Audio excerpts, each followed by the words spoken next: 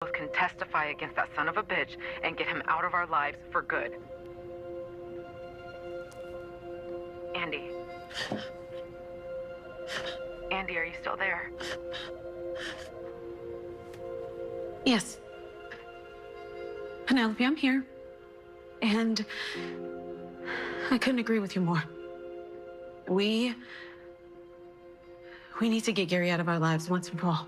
Folks, I mean, we keep saying the same thing every week because it's a sad question that needs to be asked over and over again. Or should I be more specific and say that it's a sad thing that we have to constantly ask the question, how in the world is Andi even a lawyer?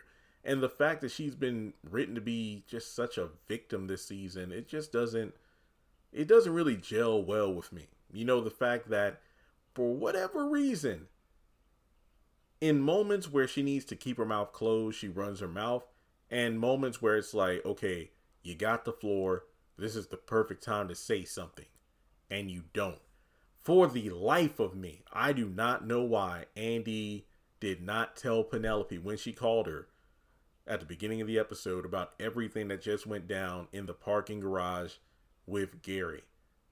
The FBI agent, what is it? Special Agent Watt gave her permission to call on the burner phone or whatever. And I'm thinking, Penelope is there with the flipping FBI agent right now. Wouldn't you think it's a good idea to let her know that Gary knows about the... Well, then again, don't tell me it's a situation where Andi doesn't want Penelope and by extension the agent to know that I ran my mouth to Jordan about everything that you told me not to tell. And it turns out Gary had his house and my house bugged, so he was able to hear everything and then put me in a situation where I have to do what he says and get married, or he's not just going to ruin Jordan's life, but potentially put him in a position where he gets killed. That's probably why she didn't say anything. Now that I think about it out loud, it goes back to like the end of season 6 when Danny ran her mouth in front of everybody about Gary's affair, seeing Andi behind Penelope's back, and Andi never truly told the full story about how, well, actually me and Gary met while he was still married and we had an affair, all to kind of save face so Gary looks like the villain when actually she has fault in some of this as well. Now that I said that out loud, it does gel with her character. Andi not saying anything because she would be, exposed as doing something she was told not to do. But be that as it may, I think it's stupid for her not to say anything. I mean, not even to tell Fatima, that makes no sense. I mean, if you want to avoid the whole Penelope and the agent knowing that you ran your mouth about federal stuff when you shouldn't have, that's one thing. But not telling Fatima is just another level of stupidity. Because in the next episode, when Gary shows up to the flipping baby shower to propose and you accept because you have to, everybody there, including Jordan's friends, who most likely know that Andi broke up with him, it's like, wait a minute, so you break up with a friend and now you're getting engaged to this son of a... What's going on, Andi? I don't know. Because I said before, I'm like, what if she told Penelope? That way you can have people behind the scenes working out a plan. Like Andi will act like the helpless victim and acts like she has to do everything that Gary says in order to keep the peace and whatnot without him basically pressing the nuke button on Jordan.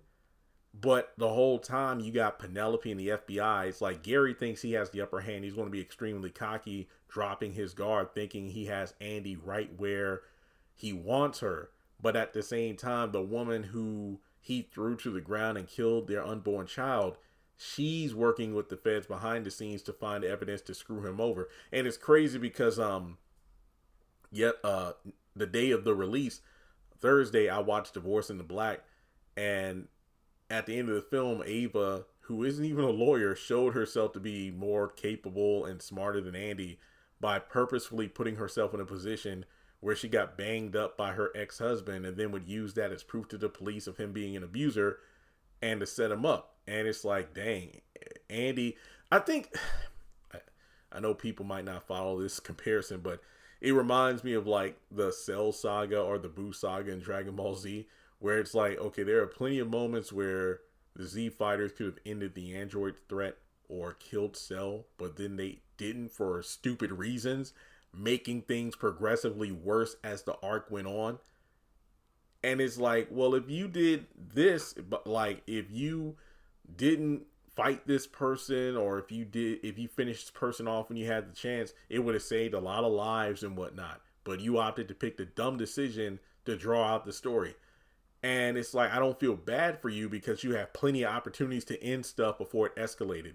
And I feel the same way about Andi. I don't feel bad for Andi because there are at least 17 different ways she can handle this situation with Gary. Whether it be telling Fatima and Fatima makes a phone call to her cousin, you're a freaking lawyer. You would think you would have connections to just screw.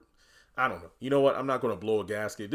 I would rather try to spend time putting together the continuity of Zatima and Sistas than figure out why Andi didn't say anything to anybody. Now, what I would not want to happen is when we get to the finale and they're most likely at the altar of the wedding, it turns out Penelope or maybe the FBI just swoop in and handle everything. And it's like, yeah, Andi actually made a phone. Oh, actually, yeah, Andi told me everything. And it's Penelope talking. Penelope's like, Andi told me everything in regards to your plan, making her break up with my brother and then marry you and whatnot. And it's like, no, we're not doing that because we didn't see that crap on screen. I don't want to have that be a Mary Sue moment where it's just written in that everything is okay. I just would not want that to happen whatsoever. But yeah, I think it was stupid that not only did she not tell Penelope anything, she didn't say anything to Fatima. I think another worst thing is the fact that you know that there's a bug at Jordan's place where Gary can either see and or hear everything.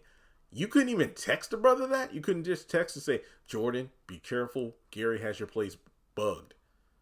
You just go over there, break up with him, and that's it. I'm like, this woman ain't... This is just as ridiculous as the end of season 6 where they're at the law firm. It's Andi, Penelope, and Fatima. And they leave Gary and Hayden in the conference room. And I think Fatima had left her phone in there so they can hear what they're saying.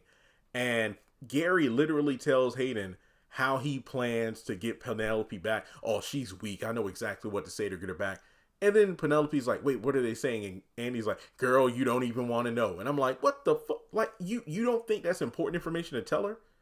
You don't? But then again, you could argue, well, Jeremy, if you look at season 7 and how they're working behind the scenes together, Andi may have said this to Penelope off screen, but I don't like that. No.